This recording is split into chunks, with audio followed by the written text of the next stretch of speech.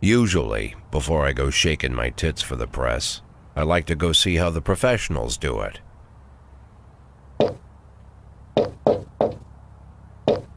Some might say the chief of police has no business in an institution like this, but in fact it's the quietest and safest place in town.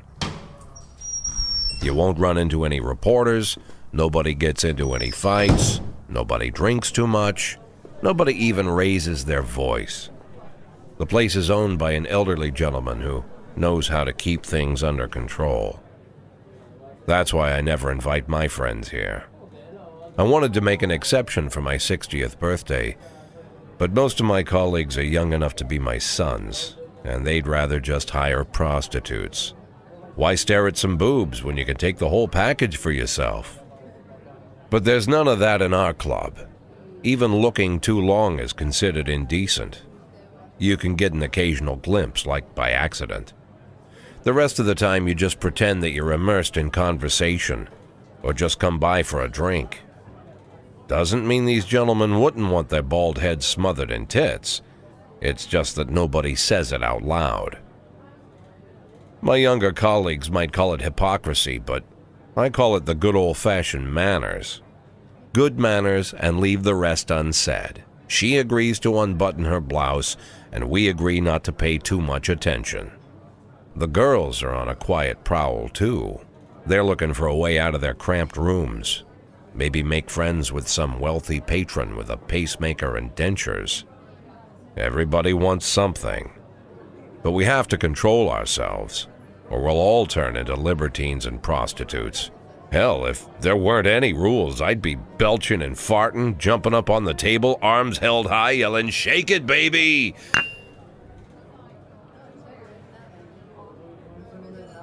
No idea how I got so barbaric.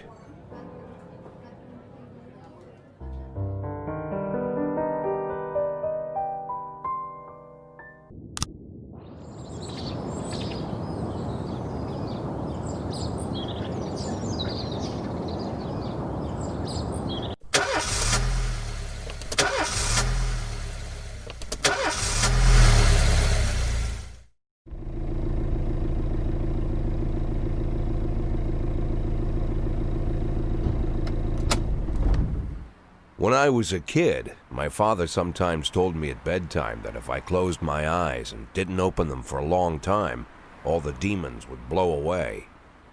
Yesterday I turned 60, but I still take his advice. Not because I'm sentimental or want to keep the memory of my father alive. I just can't think of a better solution. To get away from all the demons that haunt Freeburg, I'd need to wear a blindfold 24/7. Plus, it's a good idea to act blind when talking to reporters. At least that's what my colleagues say. They're afraid of press conferences. But for me, it's more like a confessional. No matter what lies you tell, you're privately thinking the honest answers. It helps me remember who I am. The fact that I'll be reading all about it in the papers tomorrow is a small price to pay. Call it penance for the preacher.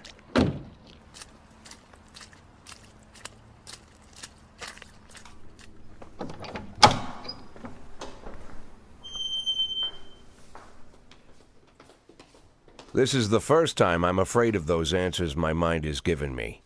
Not because I'm mad I'm losing my job. Though it's true, I'm mad as hell.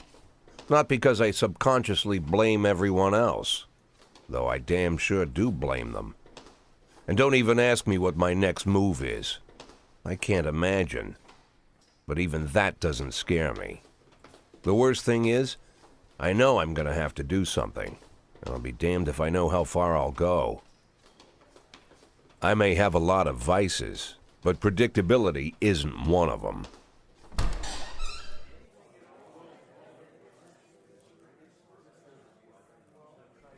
I learned a long time ago how to drive away the swarming demons. But what do you do when they're trying to rip your soul from your skin? Shutting my eyes tight as I can. The best solution remains the same: play blind.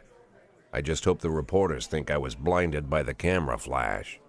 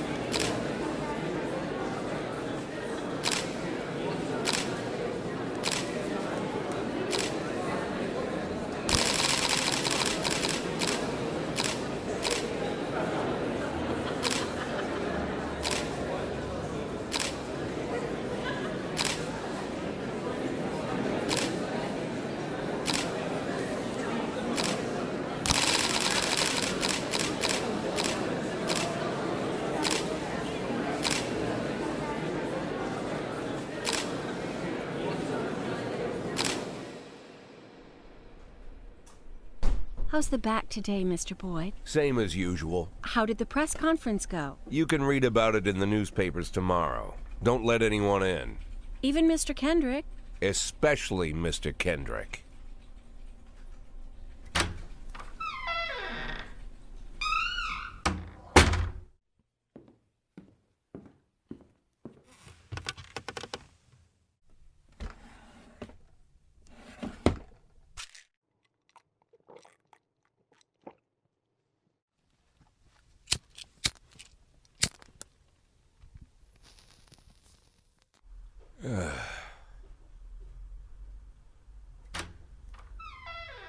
As soon as I heard the door creak, I knew what face I'd see.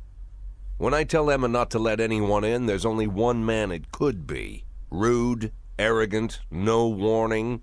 That's Mayor Rogers in a nutshell. White summer shoes, white socks, white shorts, white polo shirt, and the white smile of a hungry shark. Mayor Rogers enters every room like he owns the place. Even the floorboards under his feet sound like they're creaking an apology. He never shied away from the odd corruption scheme. It's like the devil walks behind him. In the movies, the villains controlling the city play golf with the judges. Rogers plays tennis with them instead. That's about the only difference. Jack, I was hoping to catch you after the press conference. You ran away so quick. There's no smoking at City Hall. No reason for me to hang around. Well, this morning I signed a ban on smoking in all public buildings. Soon you won't be able to smoke here either. Soon enough I won't be here at all. That's what I wanted to talk to you about. The people of this city like you, Jack. The police chief of all people. Don't betray that, Jack. Don't get wrapped up in any schemes. Sit nice and quiet for the next 180 days, and you'll be remembered as a hero. That's the only thing that you still have left. Be the hero. Then how am I supposed to scrape together a retirement fund? You had a million chances to secure a luxury pension, one that even I would have envied, although I've never set aside any money for myself. I'm not planning to retire anytime soon.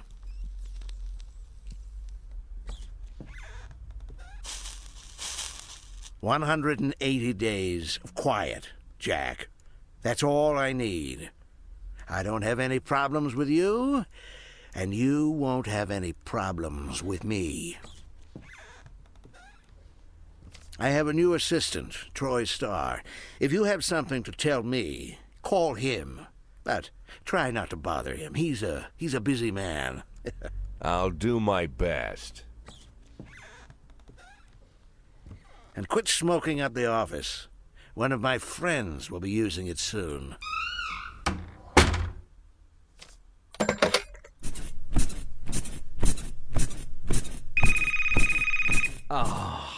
I'm sorry, babe. Only the mayor has this number. Mr. Mayor? Yeah, is this Troy Starr? Yes? Go fuck yourself, Troy Starr.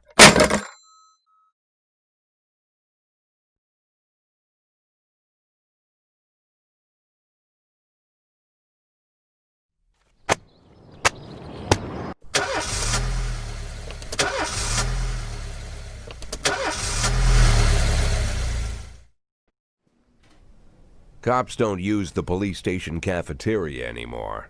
There's some kind of stigma against sitting shoulder to shoulder with your partners. Everybody just takes snacks from the machines or grabs a meal and hammers it down in the corner like a vulture on a corpse. The main thing? Don't look into anyone's eyes. Could be construed as an invitation to sit together. The only people eating here are ghosts.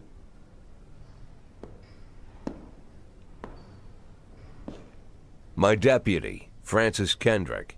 He recently became one of those ghosts.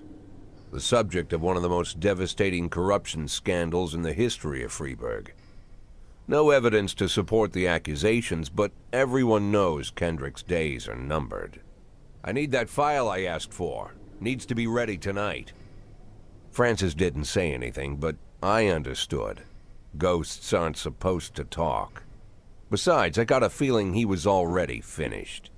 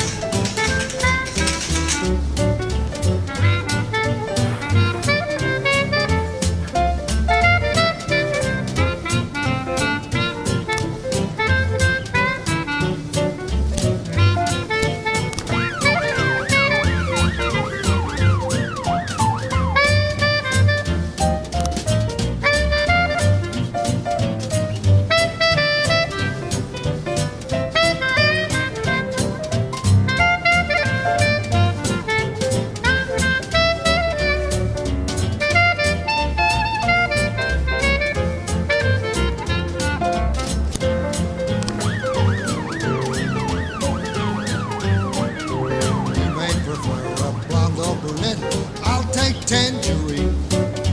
Now that we've met, I'll get sweet ginger green. That is contagious, so I've told. I know just what they mean. Gotta be bold, the whole sweet ginger green. She's sweeter than Sue and Georgia Brown. Beats Lulu too when she's back in town. Now she can shimmy like Sister Kate. She's a dancing queen, fit for a king.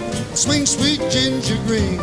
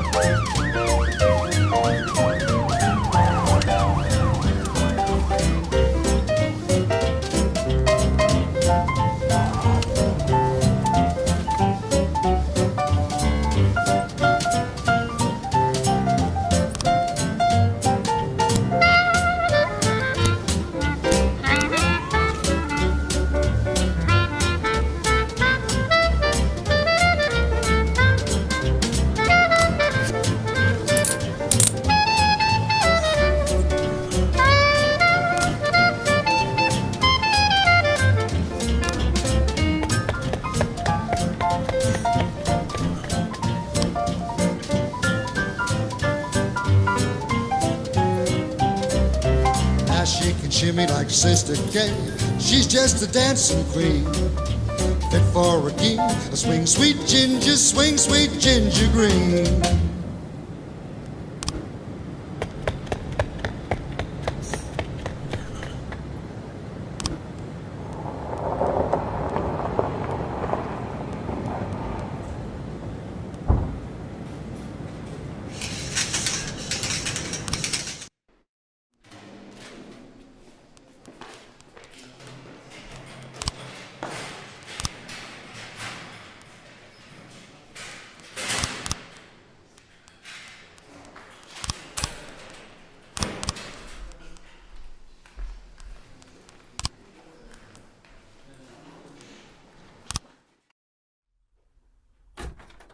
Used to be, when I asked Kendrick to stay late at the office, he liked to grumble and crack wise. Nowadays, he doesn't have the strength for it. Slumped shoulders, blank stare, wrinkled skin. The past few weeks, I don't hardly recognize my old friend. In his younger years, he reminded me of a gallant royal officer in an old Kipling story. Kendrick isn't just crumbling under the weight of the public pressure, but from the shame of it all. Internal Affairs raided the library he inherited from his grandfather, hoping they'd find buckets of cash stashed in the pages. Heard about the look on his face, the fearless policeman standing helpless in horror. I've known Francis for 30 years. The past 20 years he's played loose with the law. And I know that at a certain point every stolen dollar brings more misery than anything else. Probably sounds crazy, but I sympathize with the guy. What can I do? Your friends are your friends, and these are the waters we swim in. Called all of the people on that list today. Now they know you're in business, so you could get a call from any of them. You don't need to worry about any of them. I've cleared them all. And what kind of business are we talking here? It's nothing too serious, just like you asked. Should be just a few small favors. Payments will vary depending on the situation and who you're dealing with. How much are you looking to earn? $500,000. $500,000? Why not a whole million? Because everybody wants to take $1 million. Figured I'd try something different. $500,000 in 180 days? Well, you could earn it all above board if you netted all the big fish and hit all your bonuses. Never knew you for a fisherman. Well, you never got into my business, and I'm not trying to get into yours. But be careful about bringing in any other cops. Sooner or later, they'll put the finger on you. And one more thing, Jack. I remember what you said, but I should probably add one more name to that list. Christopher Sand. Sand. Christopher G. Sand. Everyone knows the name, but few could tell you who he is. The old man always wears old-fashioned jeans and knitted sweaters, gives to charity, rarely attends social events. An avid hunter, I hear, even dabbles in poetry. You'd never guess he's the head of the oldest and most powerful gang in the city. Goes back as far as his great-grandfather. And Sand is strict about following the old rules. He rarely involves himself in commonplace murders and robberies. Hardly needs to intimidate anyone to get his point across. The people who work for him each have their sphere. They provide protection where needed, even work with the authorities when they want to make a deal. Meanwhile, Sand pulls the strings without getting his hands dirty. People sometimes mistake his quiet approach. A couple years ago, an arms dealer decided to expand its business without asking permission, and his whole family paid the price. In 4 weeks, Sand killed 31 people. Old men, women, even a few teenagers. And Sand's people made sure every paper reported it. Frank, I don't want to hear you say that name again. Jack, please, listen to me. I'm in with these guys. We agreed, Frank. That's not the kind of business I'm into. I don't go there. Never have, never will.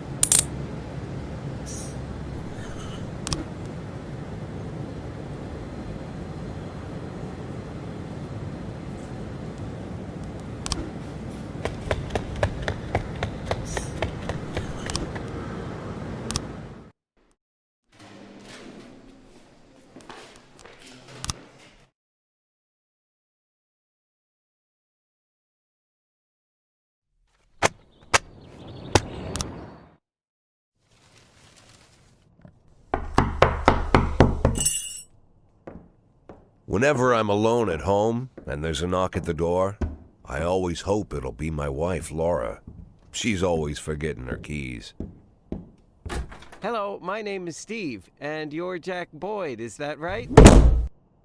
To get to my front door, the Bible boys walked about a mile from the local bus stop, jumping over mud puddles and skirting a couple of landfills. Laura doesn't go in for religion either, but according to her, these brave lunatics with their fake smiles deserve at least a minute of attention. She patiently listens to them, asks them questions, regales them with pastries, and never once dropping a hint of condescension. When I watch her do it, I've got to admit it gets me. I'd have hugged those boys, sat with them on the porch and lit up a cigar. But a month after Laura left, all I could do was quietly ask them not to bother me. Today I'm a little rougher still. Shut the door on his nose this time. Another couple weeks at this rate and I'll be greeting anyone who comes close with my service pistol pointed towards the sky, ready to fire my warning shots. In my life, even the basic stuff never goes like it's supposed to. Normally, when a wife is going to leave home, she'll make a scene or at least sit everyone down for a serious conversation. But Laura just disappeared. The children in the stories always stand on the side of the mother, but all three of our sons supported me. The in-laws always blame the husband for making their daughter unhappy. But now Sally, Laura's mother, well, we sort of have a pact. The fellow Laura ran off with is young enough to be her son. I hear he's 30 years old. Of all the possible information a man can know about his wife's lover, I get hit with that. Fortunately, Laura's mother doesn't like the way it sounds either. Sally figures this guy just thought he'd have some fun with a mature woman, but he'll be back chasing college girls before the year is out. So we have an agreement. Sally's going to track down Laura and try to reason with her, and we'll arrange a meeting. Meanwhile, I'm supposed to not do anything stupid, which of course means anything at all. It's a crazy situation. I'm the police chief, and the person I'm trusting to find my wife is an old woman armed with a phone book. But I can't afford to lose Sally as an ally. So for the moment, I had to swallow my pride.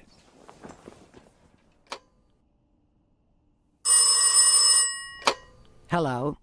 Mrs. Markham, this is Boyd. Oh, is there any news? That's what I wanted to ask you. Have you found anything? An address, phone number? Have you spoken to her? Don't worry, Jack. I've narrowed the range to 2 suspects, or whatever you like to say at your police building. At my police building, we find people faster than a funny old woman chirping on the phone with my wife's girlfriends. Oh, you're an old man, Jack. Come to your senses. They'd give us straight odds on the street.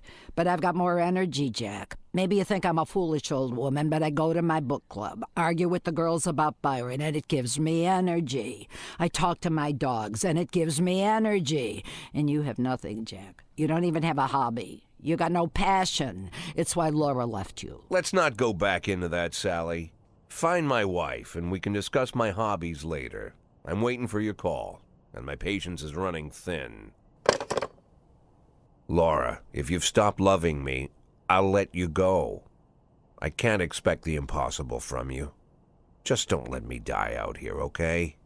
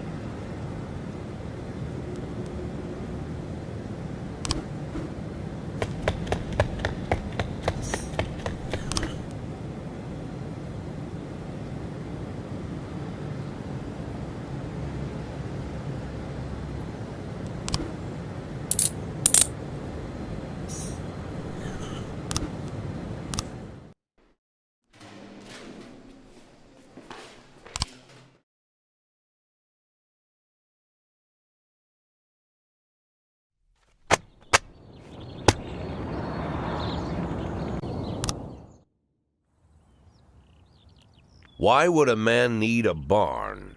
To store all the stuff you can't bring home.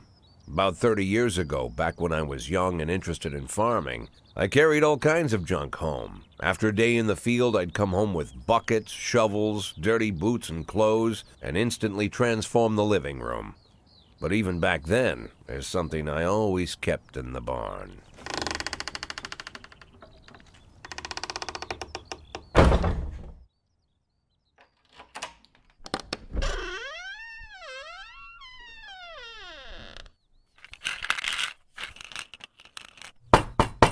I stopped keeping my pills inside the house because every time I was about to take a triple, someone would knock on my bedroom door. Now they're knocking on my barn door. Well, fine. It's not every day that someone comes to visit your barn. In all the years we worked together, Kendrick never came to visit the house. We drank at bars, went fishing, went to the mountains, even chased off some poachers one time. But he never came for dinner with the family. We never watched football over here. And now he's brought his friends to visit my barn. I always try to look unsurprised, like it's an everyday thing to get visitors at the old barn, especially guests with their own personal bodyguards. But Kendrick is sharp enough to see he's caught me with my pants on backwards. Sorry for the surprise, Jack. We saw you from the car. Figured we'd find you in here. I'm going in for a minute, fellas. These guys will wait outside.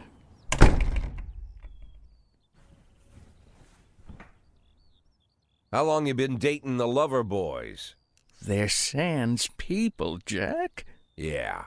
So now you're appearing in public with members of the Mafia? Jack, I'm leaving tonight. More like fleeing. Jenny and I are taking the girls and making a run for it. Probably won't be seeing each other again. I've got new documents, a new name, a new life, everything new. The papers say you're still working your last week for the department. I've got to get out today. I won't be getting another chance. Don't know if you noticed, but the whole city is against me. You told your Mafia friends about your plans. Jackie, if I don't fix everything with them in the next few hours, they're going to kill me. And not just me, my family, my relatives, God, Jack, I don't know who else.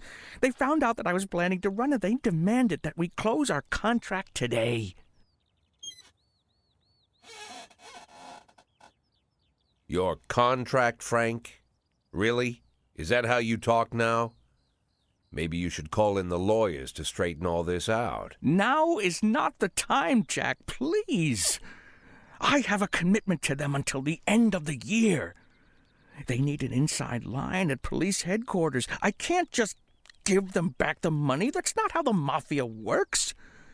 If I can't find someone I can trust tonight, I'm dead. You know me, Jack. I wouldn't ask you if I wasn't afraid they'd cut my daughters to pieces before sunrise. He's the damn fool who puts his daughters in the crosshairs in the first place. Anyone in my place would have dressed him down good. But I didn't want to pile it on. Fate's already got this guy's soul in the grinder.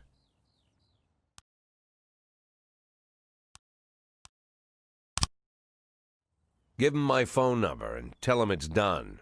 Don't call me. Don't come to work today. I don't want to see or hear from you again. Time for you to go. Jack, Get the fuck out of my nice cozy barn, Frank.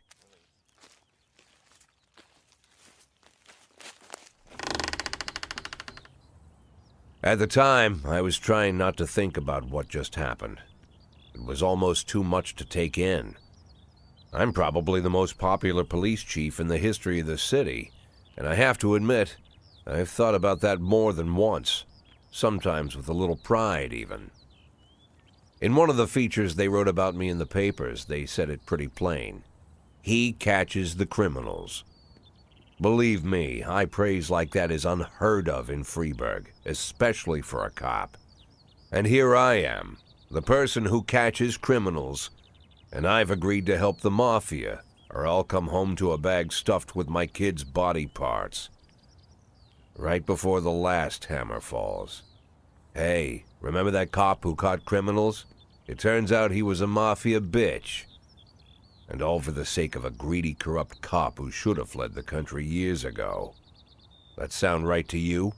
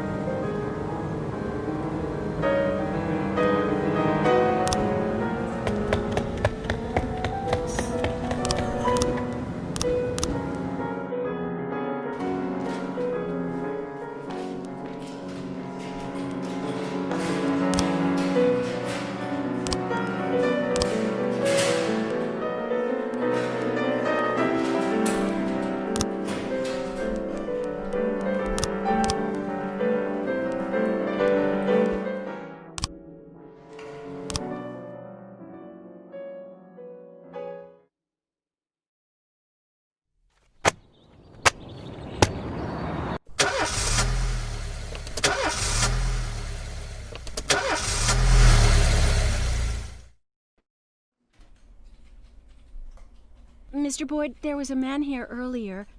He left you this. A man? What man? Who let him on this floor? I don't know. I've never seen him before. I asked him his name, but he just ignored me. He was talking on a big telephone, you know, one of those portables. He gave me this envelope and left. Damn. Okay, let's see about this.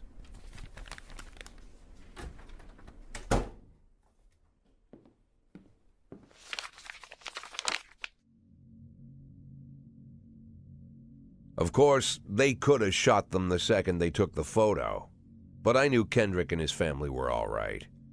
Either way, the message was not that they got out. It meant that I was in. My servitude to the Mafia had begun. I'd only been in my new position 5 seconds, and I already knew why Kendrick called it a contract. You sound doomed if you call it what it is. A curse. Boyd. Good morning, Jack. I believe you just received my message.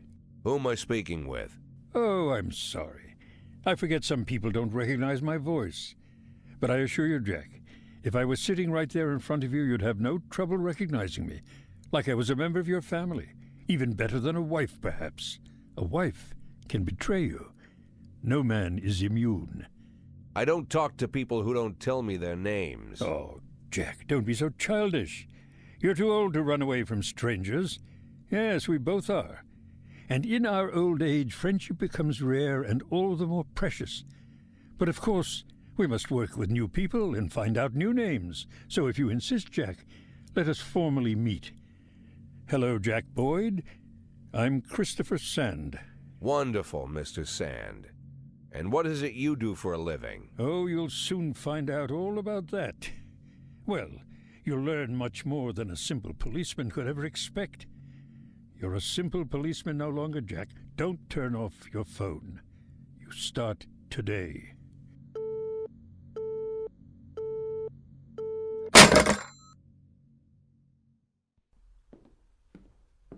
Eight in 10. It's been my go-to principle since my first day on the job. I've got to let my colleagues hush up what they need to, 2 out of 10 times, so that they'll help me with the remaining 8. 80 out of 100, 800 out of 1,000. I'm proud of those statistics. It's not so bad for Freeburg, right? But now I just officially became a Mafia whore. I'm supposed to be fearing for my life, for the lives of my wife and children. But the only thing I can think, what's going to happen to 8 and 10?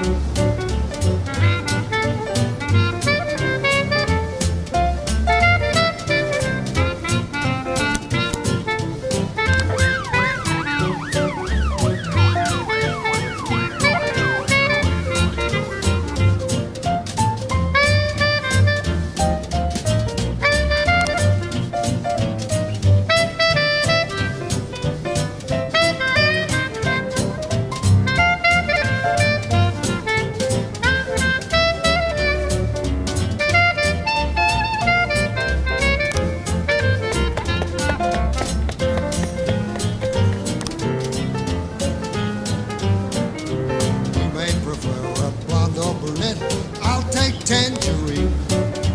Now that we've met, I'll get Sweet Ginger Green. That is for danger, so I'm told. I know just what they mean. Gotta be bold to hold Sweet Ginger Green. She's sweeter than Sue and Georgia Brown. Beats Lulu too when she's back in town. Now she can shimmy like Sister Kate. She's a dancing queen, fit for a king. Swing Sweet Ginger Green.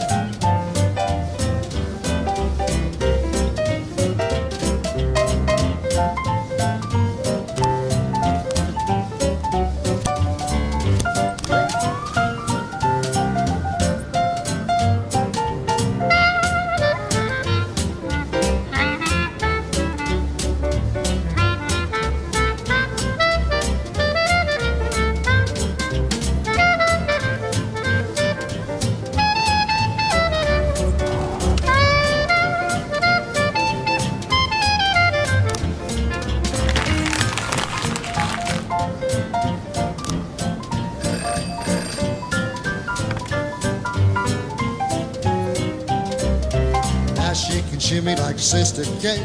She's just a dancing queen, fit for a king. Swing Sweet Ginger, swing Sweet Ginger Green.